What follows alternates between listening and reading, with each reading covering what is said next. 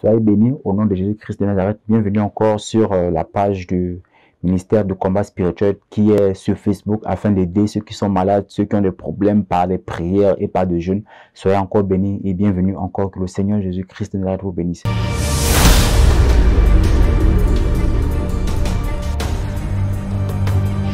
Alors, ce soir, j'ai envie de partager avec vous une petite pensée sur l'autorité divine. Je vais parler avec vous sur l'autorité divine. Lorsque Dieu avait oint Saül à la tête d'Israël en qualité de roi, nous constatons que Saül, au début, il marchait, il respectait les principes de Dieu. Il respectait les commandements de Dieu. Il respectait les lois de Dieu.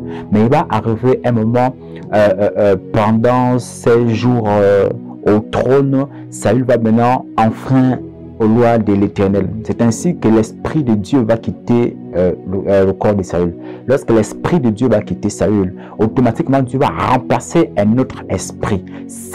L'esprit qui avait été remplacé par Dieu, c'était un mauvais esprit.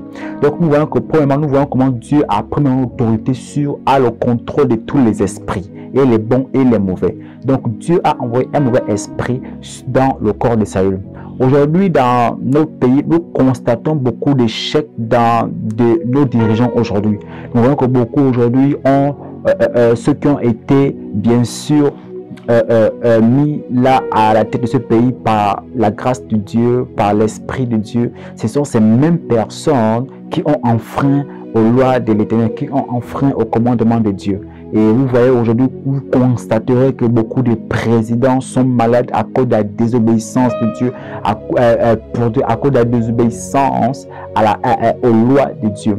Écoutez-moi bien, frère et Seigneur, lorsque un mauvais esprit quitte ton corps, lorsque le Saint-Esprit quitte ton corps, automatiquement il y a un mauvais esprit qui remplace. Nous voyons Jésus au poteau de la croix. Lorsque Jésus était cloué au poteau de la croix, lorsque le Saint-Esprit va quitter Jésus, il pouvait crier pour dire: Père, Père, Père, pourquoi m'as-tu abandonné? Il fallait que le Saint-Esprit abandonne Jésus parce que le Saint-Esprit ne pouvait pas habiter dans les lieux impurs car le corps de Jésus était devenu impur. C'est ainsi que l'esprit des morts avait habité Jésus. Lorsque l'esprit des morts a habité Jésus, Jésus-Christ était mort et s'est rendu dans le séjour des morts. Et là-bas, il y a eu un mystère qui s'est passé, c'était pour rétablir notre rédemption. Alors, j'ai envie de parler surtout sur l'autorité divine afin que vous compreniez que lorsque Dieu établit une personne dans cette nation, nous devrions respecter cette personne. Peu importe les qualités et les défauts que cette personne manifeste au sein de ce pays, Dieu seul juge.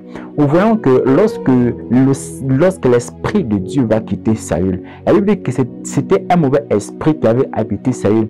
C'est ainsi que Saül va maintenant faire la guerre au jeune homme David. Il va commencer à poursuivre David. Mais Dieu a laissé l'opportunité à David de tuer Saül. Mais pourquoi il n'a pas fait? Il a respecté premièrement la parole de Dieu qui déclare qu'elle ne touchez pas à mes oins. David a mis en pratique. Ne touchez pas à mes oins. C'est pour cela que David n'avait jamais tué Saül. Mais Saül avait déjà un plan très précis qu'il devait mourir par les flèches. Je suis en train de dire à quelqu'un que peu importe la qualité ou la position d'un homme de Dieu qui est devant vous, peu importe son état de faiblesse ou son état autant fort. Vous savez, Paul pouvait dire qu'il se sent mieux dans la faiblesse parce que c'est dans sa faiblesse que le Saint-Esprit redonne la force.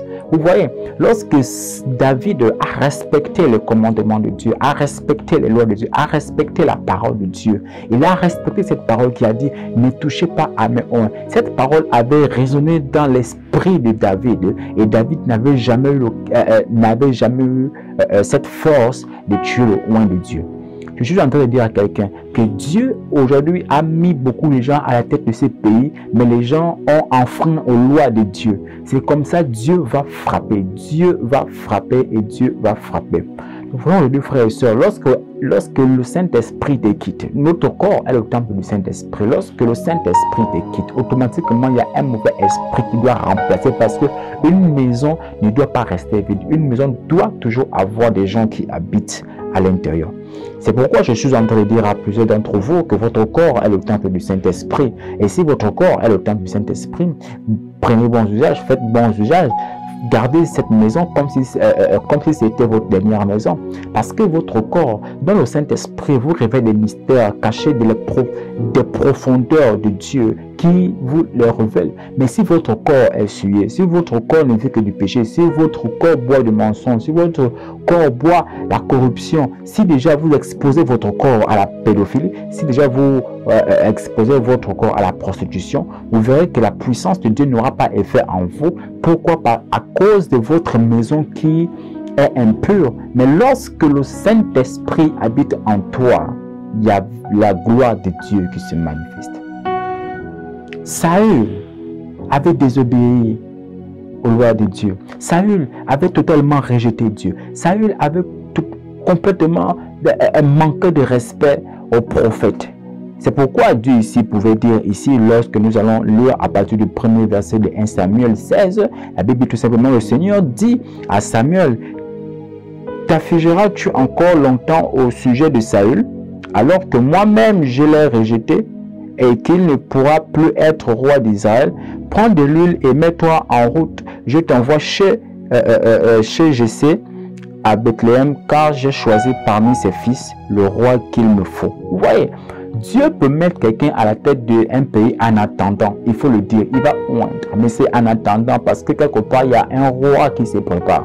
Je suis en train de vous révéler quelque chose de très grand. Frère de le Seigneur, le président qui arrive, ce que je suis en train de vous dire, prenez ces paroles en considération. Le président qui arrive ne sera jamais comme le président précédent.